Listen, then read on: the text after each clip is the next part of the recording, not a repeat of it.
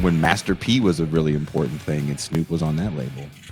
What explains Snoop's ability to morph into this touchstone during the Olympics in France? How did that happen? I think he's this awesome this is just my opinion. I think he's an awesome caricature of what people want to imagine a certain inner city person is like, because that album, in my opinion, unlike the previous gangster rap records where everybody was really menacing and NWA was always doing their press shoots with the bulletproof vest and Eazy-E's walking around with the AR-15, there was this menacing air. And if you know the story of NWA outside of the movie, they have a first record that doesn't really hit. It's the second record straight out of Compton that hits really hard. And then they become these street poets. And the third record, Niggas for Life, or EP, is horrible because that's the one that Dre isn't on. And it's just this kind of fake violence, right? That's what they're all about. By the time Snoop comes out, it's not really so much about the violence. Even the video for G Thing isn't a video that's going to spark fear in your heart, but it does seem like a cool life, right? Because LA ghettos don't look like New York tenement housing. There's palm trees, the sun shines, everybody's got 40s, and there's these old school cars, and big booty chicks are running around. It's lifestyle music. And what follows that is the G-Funk era, which is, let's double down on the lifestyle music. Every day is a barbecue. We live in LA where it doesn't rain. So Snoop is kind of this avatar of hood life that is, it's fun. He's a touchable gangster. DMX is not a touchable gangster. DMX is a porcupine. Snoop is a koala. Snoop is a koala. He's a koala. He did something with Martha Stewart. He does a lot with Martha Stewart. You know why? Because he's a koala. You know who couldn't do stuff with Martha Stewart? DMX. Hey, yo, bitch. Damn it. Hey, bitch. Roll my weed. Every recipe is just named after fucking Boomer. Right? Like, there's rappers that don't work. Ice Cube doesn't work with Martha Stewart. He's got a grimace that doesn't go away. Right? Right? There's kids out there this big. Like, everything is the same line from Anaconda with him. But when you look at Snoop,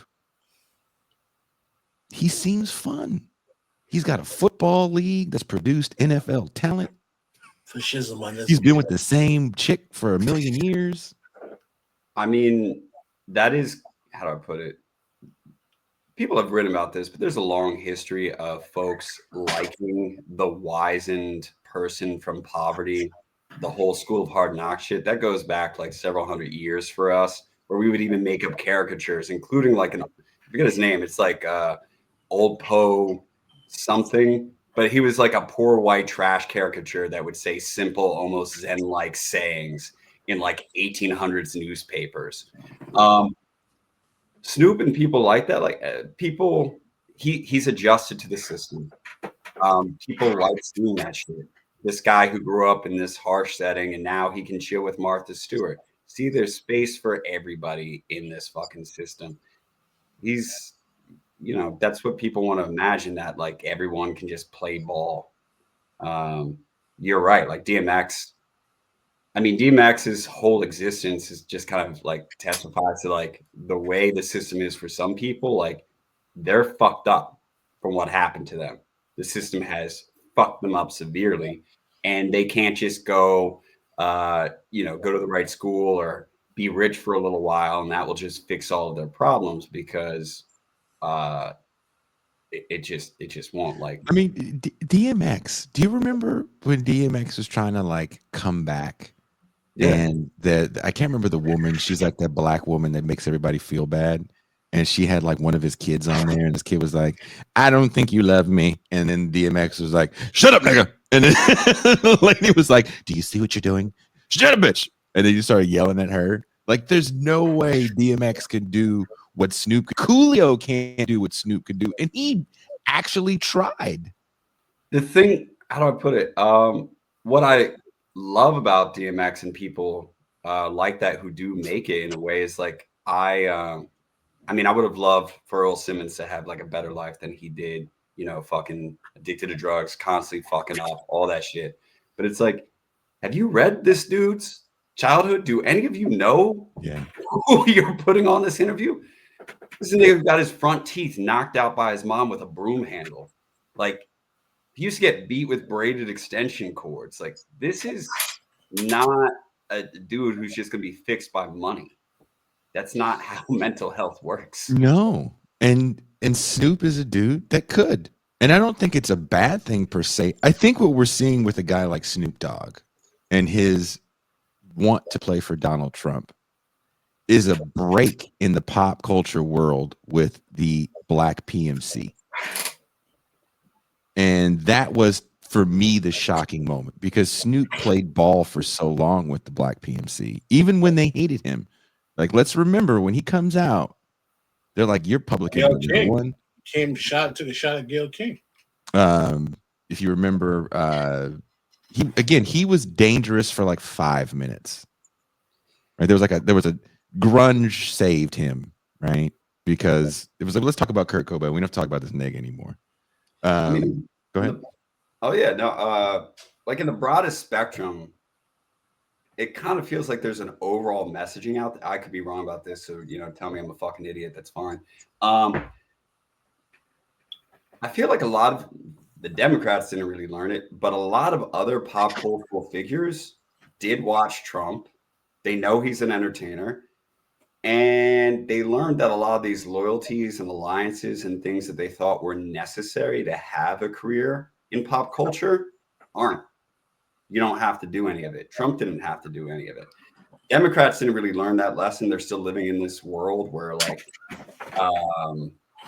no, you have to. It's a pure popularity contest, and you have to be appealing to this many people, or else you're not going to win, and you have to worry about fence. Whereas Trump was just much more on the entertainment side, like when you and I were talking about Amanda Palmer and the 1,000 True Fans theory, which was also covered in like season 2 of The Boys. Like, a lot of people in pop culture have picked up on this. These alliances appealing to a certain political segment, appealing to the thought leaders in the New York Times, New Yorker, you don't really have to do it. And a lot of your audiences aren't reading that shit. They're not going to hold their feet to the fire. They don't give a fuck. And that's why Trump can have the career that he's had. And so for the people in music or elsewhere who see Trump as an entertainer and somebody who came from being on The Apprentice to winning this, they're like, oh shit, yeah, like I can say what I want. And for the most part, like the band of stuff I can't say that would actually hurt my career is way fucking smaller than I thought. And we're on the other side, just to really give this wraparound why I think this is a zeitgeist a lot more are seeing, is like Louis C.K. had his comeback already. Shane Gillis had his comeback already. A lot of these people who vanished during like Me Too or when the social justice activism was really going hard. Yeah. They are already back and their careers are fine and nothing fucking happened.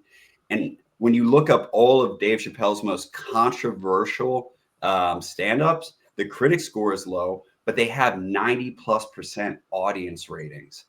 So again, for any of the entertainers who are really looking at audience, engagement, analytics, their fucking bottom line, what they're finding out is like they don't have to care about a lot of the shit they used to have to care about to, not sell out. Do you think that's just symbolized by Trump? Because no, I think Donald Trump, look, Kim Kardashian showed us you can get concessions under Trump in a way you can't. Would you agree, Pascal? In a way you can't get with Biden, when she was like, I watched a documentary and there's this black woman that's been in prison. Mr. Trump, I'll let you see a titty if you let her out.